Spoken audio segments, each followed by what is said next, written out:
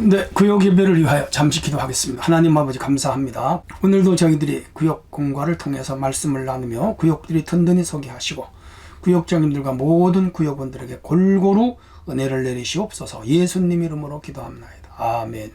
예, 오늘 본문은요 미가서 5장 2절로 4절입니다. 제가 읽겠습니다. 미가서 5장 2절로 4절입니다. 베들레헴 에브라다여, 너는 유다 족속 중에 작을지라도 이스라엘을 다스릴 자가 내게서 내게로 나올 것이라. 그의 근본은 상고의 영원에 있느니라. 그러므로 여인이 해산하기까지 그들을 붙여두시겠고 그 후에는 그의 형제 가운데 남은 자가 이스라엘 자손에게로 돌아오리니 그가 여호와의 능력과 그의 하나님 여호와의 이름의 위엄을 의지하고 서서 목축하니 그들이 거주할 것이라. 이제 그가 창대하여 땅 끝까지 미치리라. 아멘. 예, 오늘은 이제 47과를 공부합니다. 진정한 왕. 이 진정한 왕은 예수 그리스도를 지칭하죠. 예, 미가는 유다 남왕국 선지자였습니다. 요담, 아하스, 아하시아 같은 시대의 선지자죠. 이사야와 같은 시대의 선지자이기도 합니다. 당시 북이스라엘과 남왕국 유다는 비교적 경제적으로 잘 성장했고요. 정치적으로도 안정됐습니다. 하지만 경제적으로 부유할수록 인간들의 죄는 더욱 크게 달하게 되어 있죠. 수많은 불법, 물질주의가 만연했고요. 우상숭배 이런 거였습니다. 그리고 하나님의 율법은 다 내동댕이 치고 말았습니다. 겉으로는 경건한 것 같지만 속으로는 그야말로 썩었습니다. 골맞습니다. 문드러진 정도였죠. 그래서 미가는 이스라엘 백성들에게 외칩니다. 회개할 것을. 모든 선지자의 외침은 주제가 회개죠. 돌아와라. 그리고 하나님께 복종하고 순종하라. 그리하면 치료하신다, 고치신다, 도우신다, 함께하신다, 인도하신다, 형통하신다, 축복하신다. 그러나 그 말씀을 듣지 아니하는 자들은 징벌하신다, 망한다. 이건 모든 선지자의 일관된 주장이고요. 오늘 주의 종들도 이 원칙 안에서 말씀을 증거하는 거 맞아요. 자, 그런데 중요한 것은 이 미가가 메시아 선지자예요. 이사야도 메시아 선지자이죠. 예수님이 오신다, 임마누엘로 오신다, 기묘자 모사 전능한 하나님 영존하신 아버지 평강의 왕으로 오신다, 이새의 뿌리에서 오신다, 공의의 왕으로 오신다, 정의의 왕으로 오신다, 쭉 설명을 하잖아요. 고난의 종으로 오신다. 근데 미가는 예수님이 베들레헴으로 오신다 하는 것을 여기 2절에서 밝히고 있습니다. 자, 그래서 유명한 메시아 선지자입니다. 자, 그리스도께서 작은 마을에 오셨습니다. 여기 에브랏이라고도 하고 에브라다 말하는데 에브라다 구약에서 말하는 이 지역은 베들레헴입니다. 사랑하는 야곱의 사랑하는 아내 누구였죠? 4명의 처 중에 가장 사랑했던 14년 봉사하여 얻은 아내 라헬이 베냐민, 베논이라고도 하죠. 슬픔의 아들을 낳다가 노상에서 죽었어요. 여기에 그 라헬의 무덤이 있는 곳, 거기를 에브랏, 베들레헴 곁 장사했다. 그렇게 말하고 있습니다. 근데 이 지역에서 예수님이 오시면 창세기에 벌써 이 에브랏 지역이 소개되는 것을, 이 구속사의 점진성이라는 걸 늘 말씀드리잖아요. 처음에는 희미하게 선명하게 해서 마지막에 예수님이 오시는데 지역도 그렇고요. 또 예수님이 하나님의 아들로 오시는 것도 그렇고요. 다 저 멀리는 아담으로부터 노아 시대, 족장 시대로부터 점진적으로 하나하나 그 순차적으로 밝혀나가는 것을 볼 수가 있지요. 자, 어쨌든 예수님은 이 라헬이 장사 지내진 바로 이 베들레헴으로 오신다고 미가가 예언을 했습니다. 실제로 오셨어요. 그래서 예수님 태어났을 때 동방 박사들이 왔잖아요. 여기 왕이 태어났기 때문에 우리가 페르시아에서 별을 보고 왔다. 그런데 예루살렘이 소동했잖아요. 제사장들과 서기관들을 모아서 예수 하나님의 왕이 어서 오시냐 물었더니 헤롯이 물었죠. 유대 땅 베들레헴입니다. 그렇게 미가서 5장 2절을 가져다가 얘기를 했어요. 이 지역에 살던 사람들을 이 헤롯이 다 학살령을 내려서 2세 미만의 아이들이 약 200~300명에 죽었다는 요세푸스의 기록이 있습니다. 그분은 영원한 하나님의 아들로 오셨죠. 영원한 하나님 아들이지만은 동시에 유한한 이 땅에 오셨습니다. 여기 상고는 오랜 옛날, 영원은 창조 이전, 그렇게 말합니다. 그러니까 우리 예수님의 영원성이죠. 예수님은 성부, 성자, 성령과 함께 영원 전부터 스스로 계신 분이죠. 그리고 그분은 영원한 에버라스팅 파더, 영원하신 아버지가 되시는 분이죠. 그런데 그 영원 전부터 존재하시고 그 영원 전부터 존재하신 성부, 성자, 성삼위 하나님이 천지를 창조하셨잖아요. 그리고 그 천지를 창조한 하나님이 인간의 몸을 입고 이 유한한 세상에 오셨죠. 왜 그렇습니까? 그의 택한 백성들을 구원하시기 위하여 오신 것이죠. 그 택한 백성들이 누굽니까? 오늘 저와 여러분이죠. 바로 저와 여러분을 위하여 예수님이 2000년 전에 이 베들레헴에 오셨고, 그 예수님이 오시기 700년 전에 미가가 그곳에서 오신다고 예언을 했고, 그 예언은 성취가 됐고, 야, 성경은 뭐 딱딱 맞아 떨어지잖아요. 1.1획도 변함없이 이루어지는 진리요, 생명이요, 능력이요, 구원이죠.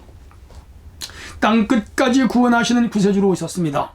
여기 그리스도의 사역이 땅 끝까지 미치리라 4절에 그렇게 말씀을 하고 있습니다. 그리스도께서 오신 마을은 아주 작은 마을, 시골입니다. 면소재지 정도 그 당시 지금은 물론 커졌죠. 그런데 이 작은 마을에 예수님이 오셨습니다. 시공의 제한을 받지 아니하시는 분이 시공의 제한을 받는 인간 땅에 오셨다. 그리고 구약의 선지자들이 예언한 곳에 오셨다. 그리고 여기 하늘의 미랄처럼 오셨고, 그 작은 마을에 오신 예수님이 이제 나와서 일합니다. 갈릴리에서 일하시고 천역을 돌며 일하시고 예루살렘에서 죽으시고, 그를 따르던 추종자들 12명 그리고 120명, 그들이 능력과 성령을 받고 말씀을 증거하여 온 세상 땅끝까지 전하여, 지금은 지구 전체에 복음이 들어갔고 이 예수 그리스도에 의한 복음으로 말미암은 인류 문명은 온 세계를 지배하고 있고, 수많은 교회들을 통하여 구원운동이 전개되고 있고, 오늘 우리는 그분을 통하여 구원의 축복, 은혜의 축복, 인생됨의 참 가치를 찾아 살게 되었죠. 은혜가 안 될 수가 없습니다. 자, 그러면 이제 말씀 속으로 좀 더 들어갑니다. 첫째, 예수께서 태어나신 곳의 이름이 두 가지는 무엇입니까? 하나는 베들레헴, 하나는 에브라다입니다. 에브라다는 좀 넓은 의미로 베들레헴이고, 베들레헴은 좁은 의미로 베들레헴, 그렇게 말할 수가 있겠습니다. 예를 들면 경기도 부천시, 그렇게 말하면 될 것 같습니다. 예를 들어서 경기도 양평군 무슨 면, 혹은 무슨 면 무슨 리, 그렇게 하면 그 리와 면이 같은 마을로 사람들이 이해를 하죠. 그래서 에브라다는 면이라고 하는 개념을 가졌다면 베들레헴은 리라는 개념을 가졌다. 우리나라 행정구역으로 말하면 그렇다, 이렇게 이해를 하시면 되겠습니다. 베들레헴은 빵집이라는 의미를 가지고 있고요. 에브라다는 풍요로움이라는 의미를 가지고 있고요. 이 베들레헴은 이새의 고향, 그리고 라합의 고향, 그리고 다윗의 고향이기도 합니다. 예수님이 여기서 태어나셨어요. 그 다음 남은 자가 이스라엘 자손에게로 돌아오는 때가 언제냐, 5장 3절에 여인이 해산한 후다 본문에 그렇게 말씀을 하고 있습니다. 그들을 붙여두시겠고 백성들을 그대로 두신다는 것이죠. 고통당하는 백성들도 있겠지만 방임해 두는 것도 이 말씀 속에는 내포되어 있죠. 인간이 겪는 고통은 다 죄의 결과죠. 그 죄를 해결하시는 오직 그리스도이죠. 그러므로 그리스도께서 태어나실 때까지 인간의 죄의 문제가 해결될 수 없음을 말했던 것이죠. 맞아요. 구약에 사는 사람들은 율법으로 그 죄의 문제가 해결이 되질 않았습니다. 예수님이 오실 때까지, 즉 여인이 해산하기까지는 그들을 그냥 남겨두었어요. 그러나 그들은 남은 자들이었습니다.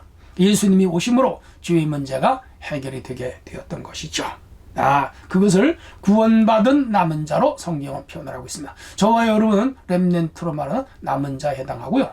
오늘 신약의 성도들은 축복을 받았죠. 왜? 예수님이 오셔서 이 죄와 회개, 구원 문제가 해결됐기 때문에 누구든지 예수를 믿기만 하면 구원을 받고 영생으로는 축복을 얻게 되었습니다. 이런 의미로 볼 때 우리는 구약의 성도들보다 훨씬 더 복받은 자들이다. 세 번째, 여호와 하나님의 능력과 위엄을 의지하고 서신 구세주께서는 어떤 일을 하십니까? 그렇게 묻는데, 여러분 성경책 미가서 5장 4절을 보시면 목자가 되어 인도하신다, 그렇게 말씀합니다. 하나님의 능력과 위엄을 의지하고 산다는 말씀은 그리스도의 신적 능력, 그렇죠? 그분은 귀신을 쫓아내고 병자를 고치시고 죽은 자를 살리시고 무리를 걸으시고 5천 명을 오병이어로 먹이시고 12강주를 거두시고 죽었다가 부활하시고 승천하시고 다시 참 신적인 능력을 가지신 분이잖아요. 맞아요. 그분은 세상을 구원하시는 분이고 또 우리 각자의 목자가 되십니다. 목자는 양을 치는 주인을 의미하잖아요. 베들레헴에서 태어난 예수님은 바로 이 인류의 목자로, 교회 성도들의 목자로 오셨다. 그러므로 목자를 따르는 양은 안전합니다. 우리는 끝까지 우리의 구세주 영원한 목자이신 예수님을 따라야 될 것입니다. 마지막으로 그리스도의 통치 영역은 어디까지 이르게 됩니까? 미가서 5장 4절인데요. 땅 끝까지 이르게 됩니다. 예. 구원받은 하나님의 백성들이 하나님을 섬기는 모든 곳은 하나님의 뜻이 이루어진 나라 있죠. 당시 유대인들의 이 땅 끝은 아마 서바나 이쪽을 생각했거나 아프리카 최남단을 생각하지 않았을까, 그렇게 생각을 합니다. 그러나 1492년 콜럼버스가 저쪽 아메리카 대륙을 발견했고 그 후에 오세아니아 5대양 6대주, 참 넓죠.